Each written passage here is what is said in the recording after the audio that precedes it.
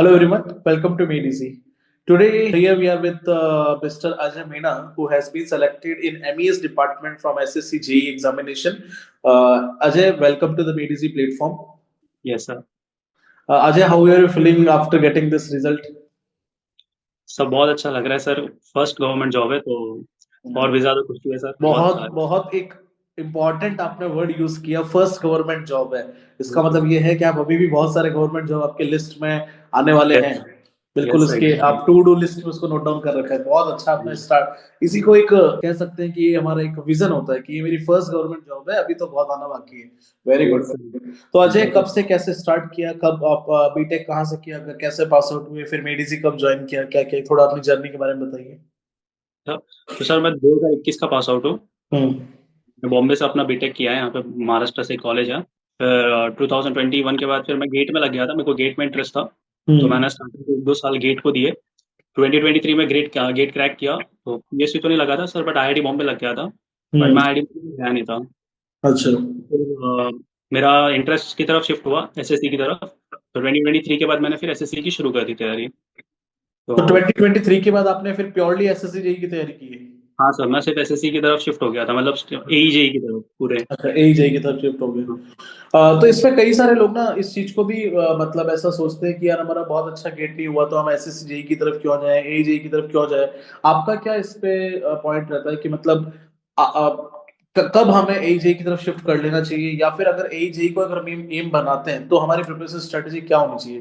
जैसे आपने गेट का भी प्रिपरेशन किया है, आपने आईआईटी बॉम्बे अचीव भी किया है, वो आपका डिसीजन था, आप वहां नहीं गए, लेकिन हाँ वहां से यहाँ शिफ्टिंग में किस तरह का आपका एक मोड ऑफ चेंज रहता है, सर, प्रिपरेशन को लेके, अपने स्ट्रेटेजी को लेके? स्टार्टिंग में सर ऐसा था कि मेरे को ज़्यादा आइडिया नहीं था कि जॉब प्रोफाइल के बारे में सबके। तो पहले मेरे को ऐसा लगा कि गेट से मतलब ठीक रहेगा। फिर मेरे को पता चला कि नहीं यार, कि पापा बोल रहे हैं कि सिर्फ प्योर गवर्नमेंट चाहिए, पीएसयू हम्म। नहीं कर रहे हैं, सिर्फ प्योर गवर्नमेंट चाहिए था।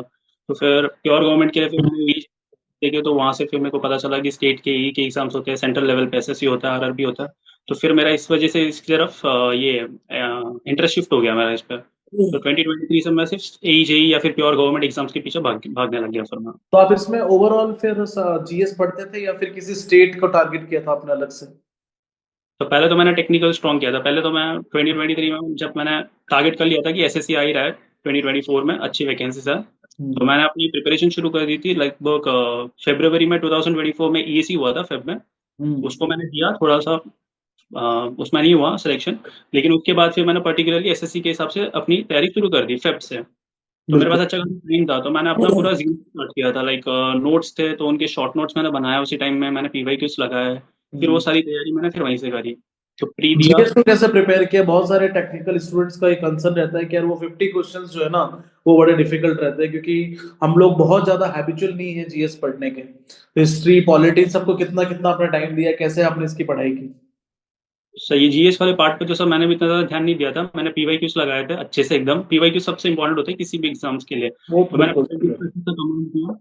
एसएससी की जितने भी एग्जाम्स होते हैं, मतलब वहाँ पे भी आती है एग्जाम्स, मतलब ये जो टॉपिक्स है पॉलिटी, ये वाले हिस्ट्री हो गए, तो उनके भी मैंने पीवाईक्यूज लगाए थे। तो पीवाईक्यूज पे मेरा कमांड अच्छा हो गया था। फिर हम्म। करंट अफेयर्स के लिए तो सर मैंने वीकली करंट अफेयर्स आते हैं यूट्यूब पे, तो उस पे उसको मैं देखता था। मतलब एक वीक पूरा एक वीडियो देखा वीकली करंट अफेयर्स का, तो वो वहीं पे याद हो जाता था पूरा। तो मैं हम्म। वीकली करंट अफेयर्स फॉलो करता था उसके लिए। और उसके लिए मैं पीवाईक्यूज करता था, और कभी कभी थोड़े बहुत मैराथन देख लेता था। बस इतना ज्यादा इंपॉर्टेंट नहीं होता वैसे वो नॉन टेक। उसमें अगर 20-25 भी सर बहुत अच्छे माने जाते हैं 50 में से। बिल्कुल बिल्कुल सही बात है। और एप्टीट्यूड में आपके कितने मार्क्स आए थे? रीजनिंग में मेरे 49 आए थे सर। 49। तो दोस्तों, अभी हमने कुछ समय पहले भी एक इंटरव्यू किया था, तो उनका भी 49 मार्क्स था रीजनिंग में। और जीएस में आपका कितना है? तो जीएस में मेरे 15 थे। 15? अच्छा, जीएस में केवल 15 थे। चलो फिर तो बहुत बढ़िया। इसका मतलब टेक्निकल आपने बहुत अच्छा कवर किया है। तो हम यहाँ से सीखने को मिल रहा है कि जीएस डेफिनेटली इंपॉर्टेंट है, हमें उसकी इंपॉर्टेंस देनी भी चाहिए।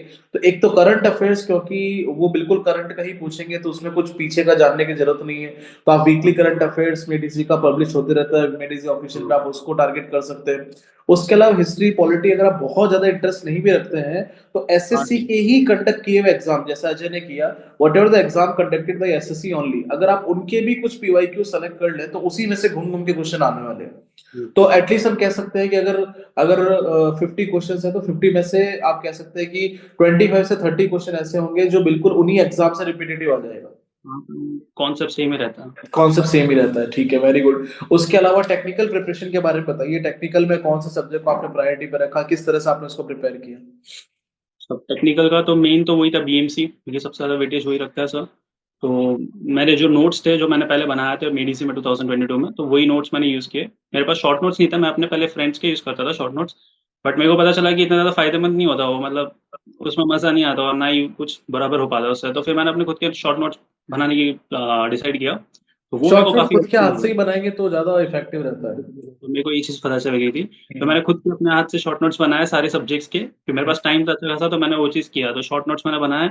और फिर पीवाईक्यूज में सर मैंने एसएससी के पीवाईक्यूज लगाए, ईएसी के पीवाईक्यूज लगाए, और एक स्टेट एई जेई की कोई भी बुक ले लो उनके पीवाईक्यूज लगा लो। तो ये ये 4-5 बार मैंने लगा दिए, 3 बुक्स मैंने। तो इस पे मेरा कमांड बहुत अच्छा हो गया था पीवाईक्यूज पे। फिर मैंने टेस्ट सीरीज दी, टेस्ट सीरीज में भी सर मैंने काफी सारे क्वेश्चन सेव करके रखे थे, तो उनको मैं रेगुलर रिवाइज करता था, और बहुत सारे क्वेश्चंस के कॉन्सेप्ट ऐसे थे जिनके मैंने फोटो ले रखे थे, और अपने मोबाइल में फोल्डर्स बना के उनको मैंने ऐड कर रखे थे। तो वेरी मैं टाइम गुड। रिवाइज करते रहता था उन पर्टिकुलर चीज़ों मतलब को। जो भी आपके लिए डिफिकल्ट या कुछ अनयूजुअल क्वेश्चन थे उनको आपने अलग से बुकमार्क हाँ करके जी। रखा हुआ है कहीं ना कहीं पे। कोई क्वेश्चन में जैसे कि मेरे को डिफिकल्टी हुआ तो मैं उसका सॉल्यूशन देखता था, अब मैं वो कुछ दिन के बाद तो भूल ही जाऊंगा, तो मैं उसका फोटो ले लेता था, और फिर मैं उसको फोल्डर बना के रखता था, और फिर जब भी टाइम मिलती है तो मैं उस कॉन्सेप्ट को रिवाइज कर लेता था फटाफट। तो ऐसे उस मैंने फोल्डर से काफी। सारे क्वेश्चन रिवाइज हो जा रहे हैं, बिल्कुल सही बात है। हाँ, नहीं तो काफी ऐसे मेरे रैंडम बहुत सारी फोटोज आती हैं तो हम मिस कर जाएंगे, आपने एक अलग से फोल्डर में उसको डाला। तो ये फोल्डर में। यही सब मेरा हमेशा क्लासरूम में भी मैं यही कहता हूँ कि कोई ऐसा स्ट्रेटेजी जैसा कुछ नहीं होता है, बस जो आपने कर लिया अपने लिए वो हाँ एक सर। बहुत बड़ी स्ट्रेटेजी है, फिर वो बाद में सबके लिए स्ट्रेटेजी बन जाती है। तो अभी तक हाँ जैसे हमने बहुत सारे टॉपर्स टॉप किए, किसी ने ये बात नहीं बोली कि हमने फोल्डर बना के रखा, इन्होंने फोल्डर बना के रखा, फोटोज का फोल्डर बना के रखा, जो भी। तो रैंडम हमने क्या किया, फोल्डर ओपन किया, जो भी फोटो सामने आ रही है उनको देखते रहे, तो वो ये वही क्वेश्चन बार बार रिवाइज हो रहे हैं जो इनको डिफिकल्ट लगते तो ये क्वेश्चन थे। आपको एग्जाम में एज दे जाते हैं, sorry to interrupt sir, but ये एज देते हैं आपको ये क्वेश्चन, ये जो क्रीमी क्वेश्चंस होते हैं। बिल्कुल बिल्कुल, यही यही बिल्कुल सही बात है, आपको एज देते हैं, सही कह रहे हैं आप। तो यही मतलब अपने अपने तरीके बन जाते हैं, कोई शॉर्ट नोट से करता है, कोई अपने मोबाइल में सब कुछ स्कैन करके रखता है। तो मुझे तो ऐसा लगता है ये डिवाइस जब अपने को मिली है, इसका हम वेस्ट करते हुए, इसको वेस्ट यूज करते हुए हम इसका बहुत सारा अच्छा यूज कर सकते हैं। है कि नहीं? पूरा आप मोबाइल अपना अपने कंटेंट से भर के रखिए, जहां देखो तो वहां पे आपको कंटेंट मिल जाए, फॉर्मुला रिवाइज हो जाए। Very good Ajay. इसके अलावा कुछ और टिप्स आप देना चाहते हैं आने वाले एस्पिरेंट एजी के एस्पिरेंट को? सर जैसे कि मैं देख रहा हूँ अभी फिलहाल जो कि रिकॉर्ड कट ऑफ जो है वो रिकॉर्ड ब्रेकिंग गई है इस बार। तो काफी सारे स्टूडेंट जो है वो बहुत ही ज्यादा डिमोटिवेटेड है, जैसे कि मैं ये यूट्यूब पे जब मैं देखता हूँ कमेंट सेक्शंस में लोगों के कमेंट्स पढ़ रहा हूँ, तो बहुत ज्यादा डिमोटिवेटेड है, कोई बोल रहा है ये ऐसे वैसे। तो डिमोटिवेट नहीं होना यार, हम भी अगर डिमोटिवेट हो जाते तो फिर हमें एमएस नहीं मिलता। मैं पिछले साल भी मैंने दिया था, मैं प्री निकाला था मैंने, मेंस में मैं रह गया था 2023 में। मेंस हम्म। मेरा, हालांकि मेंस में मेरे नंबर अच्छे थे बट प्री में मेरे नंबर नहीं थे, तो उसकी वजह से मैं प्री में बाहर हो गया था पिछले साल। तो फिर मैंने वापस से देने का कोशिश किया, और इस टाइम तो मेरा पूरा फोकस ही वो था, मेरे को ऐसा था कि आपने जब प्रिपरेशन शुरू की तब प्री और मेंस को मिला के शुरू की थी या अलग अलग टाइम पे अलग अलग किया था? तो दोनों एक साथ लेके चलना पड़ता था। दोनों एक साथ ही लेके चलना चाहिए, सही बात है। इसलिए तो मैंने अभी सर जब क्या। अपना सीबीडी 2 हुआ तो उस समय आपका मेजर फोकस कैसे शिफ्ट किया आपने? जैसे फॉर एग्जांपल सोम की बात करें, एफएम बात करें, बीएमसी बात करें, तो पहले जो बीएमसी पढ़ा, अब जो बीएमसी पढ़ा, उसमें कैसे आपने डिफरेंशिएट किया उसको?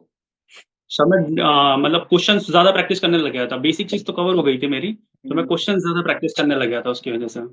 सब आस्किंग कि आपने जब सीबीडी 2 का प्रिपरेशन किया था तो कुछ ऐसा स्पेशल आपने ईएससी का प्रीवियस ईयर सॉल्व करने की कोशिश की या फिर अपने ही बेसिक नॉलेज से ही आप बार बार रिवीजन करते रहे? सर जो मैंने पहले तो लगा रखा था ना, प्री के टाइम पे मैंने ये सब बुक्स लगा रखी थी, एसएससी की, ईएससी की और स्टेट एई की। तो उनको और 2-3 बार मैंने लगाया, जैसे कि टोटल मेरे 4-5 बार लग गए थे वो मेंस तक। तो उन्हीं बस। में से 2-3 बार मैंने उन्हीं को ब्रश अप किया, वही बुक्स को वापस से, क्योंकि क्वेश्चंस कैसे होते हैं कि सर वही क्वेश्चंस आते हैं घुमा के आते हैं आजकल, बस और कुछ नहीं, ज्यादा नए क्वेश्चंस आते नहीं है। उन्हीं क्वेश्चंस को वो लोग घुमा के पूछते हैं, तो अगर तुम्हारे कॉन्सेप्ट स्ट्रॉन्ग है तो तुम टैकल कर दोगे क्वेश्चंस को, चाहे कितना ही घुमा ले क्वेश्चंस। सही बात है, वेरी गुड। तो any further plan Ajay for ESC and all? Sir looking forward for ESC 2024, और फॉर अगले दिस रेल जिसमें रेलवे ऐड हुआ है उसकी वजह से? तो उसी के लिए देख रहा हूँ अभी फिलहाल। तो रेलवेज का चाम तो है ही, खैर ईएससी में भी बहुत अब दिखाई दे रहा है लोगों के अंदर चाम। Very good, all the best for your ESC preparation and many many congratulations for your selection in MES. अभी थैंक यू आप सो मच। एमईएस में जेई बने हैं, we will wish you all the best कि आप इसी department में अगले 1 1.5 साल के अंदर ही असिस्टेंट एग्जीक्यूटिव इंजीनियर में कन्वर्ट हो जाए। Thank you so much sir, thank you sir, आपकी बेस्ट विशेस रहेंगी तो जरूर सर। बिल्कुल बिल्कुल, thank you thank you thank you, God bless. Thank you sir.